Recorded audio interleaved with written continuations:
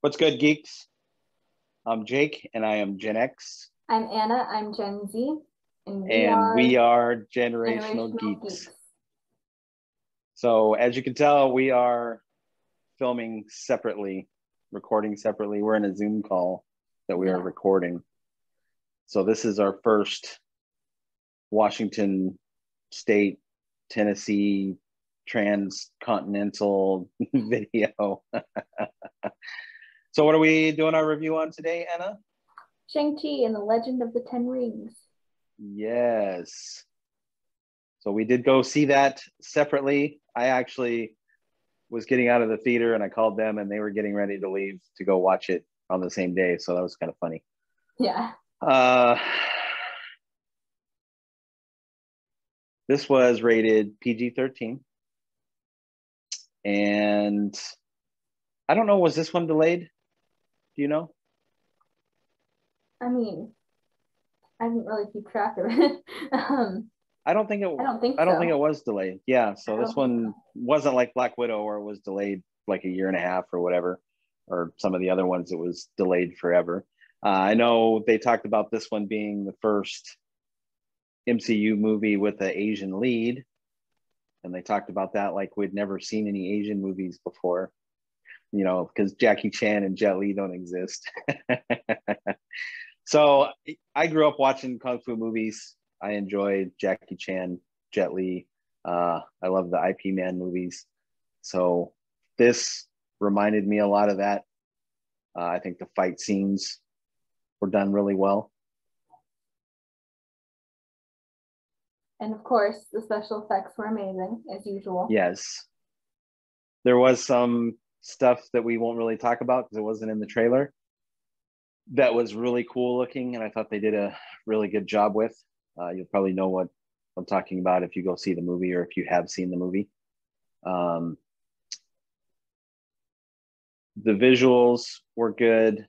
The fight choreography was good. I feel like the storyline and the dialogue was kind of painful at times.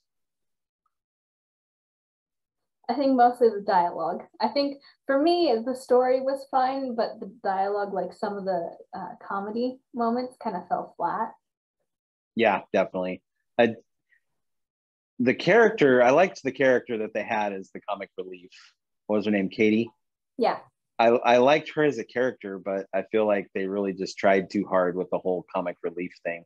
And I think they would have had better success if they just made her more than, and they did towards the end, they made her more than comic relief. So, I mean, they did a good job with that. But in the beginning, I really had a hard time with that character. Yeah. I liked her though. On the end, I liked her. In the end.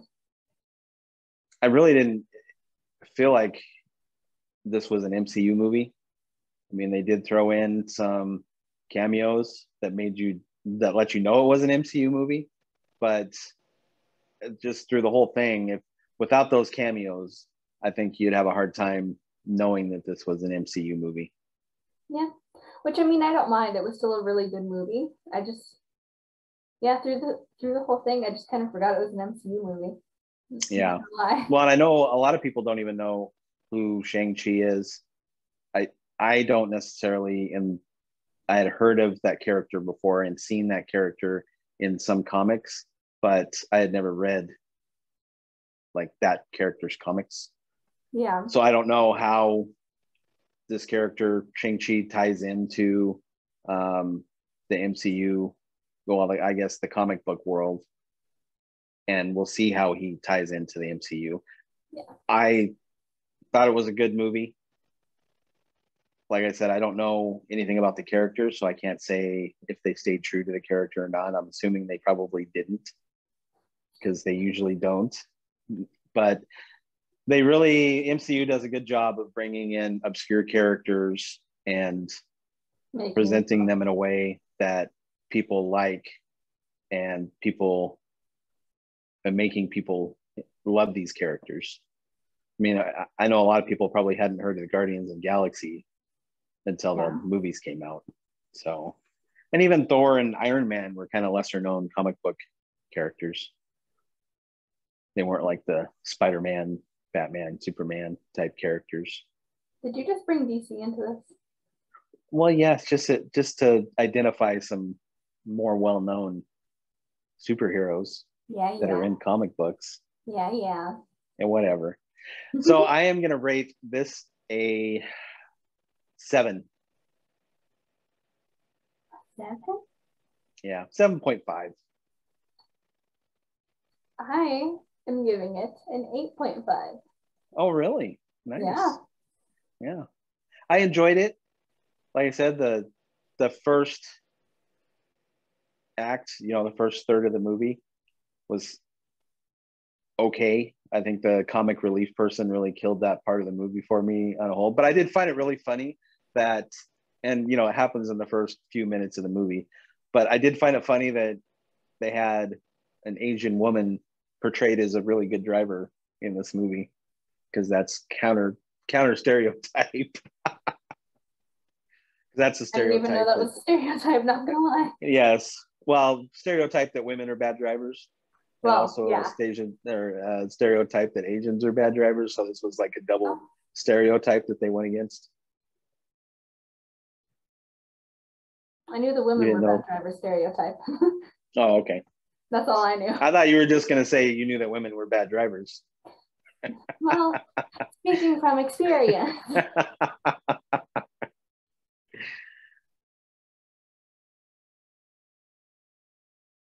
Got anything else to add? Nope. I mean, no. I could go on my usual. The special effects were absolutely amazing. Well, it is an MCU movie. Yeah, but I think even for an MCU movie, the effects were just. Well, one thing that kind of takes away for me is the overboard with the special effects. So I really like the fight choreography, from the very beginning. Every fight scene was really well done, but then when it gets to the point where the two monsters are battling each other and it's all just CGI, it just kind of, I don't lose interest, but I'm not as interested in that. Oh. And I did appreciate this fight choreography actually showed the fight scenes, where a lot of times when you watch, especially MCU movies, as they're punching and performing violence, they kind of do it off screen and it's like implied and you kind of imagine it, where in this, it was like they showed it from beginning to end. Yeah. And I did appreciate that about this movie, and the fact that it reminded me a lot of, the older kung fu movies. And one of my favorite characters in this movie was actually the bad guy. And I think he was probably one of the better MCU villains that had some nuance to him, instead of just, one-dimensional type characters. Yeah, I can see that. So he probably wasn't my favorite character, but he was definitely I'm not going to say he was my favorite. He was one of my favorites, but he was up there. I definitely liked him more than the comic relief character. Fair enough. So I guess we didn't really talk about the premise of the movie in the beginning. Yeah. We don't have our list to go through that we normally do. So the premise is basically this guy gets these magic rings and he lives for 1,000 years and then has a couple kids and his wife dies. And then that's where we pick up with the story. Yeah. What about 10 years after his wife dies? Or no, probably 17 years after his wife dies. Because Shang was 7 when she died. And then he had 7 years of training. And then his dad said, I gave you 10 years. Yeah. So. Yeah. Okay. You're smarter than me. Whatever. No. Yeah, that's a good estimate. Yeah. Yeah. So 17 years after the mom dies. Yeah. And really, the bad guy, he just wanted his family to be together. Very, very sweet. Family oriented. All right. With that, I'm Gen X. I'm Gen Z. And we are Generational Geeks.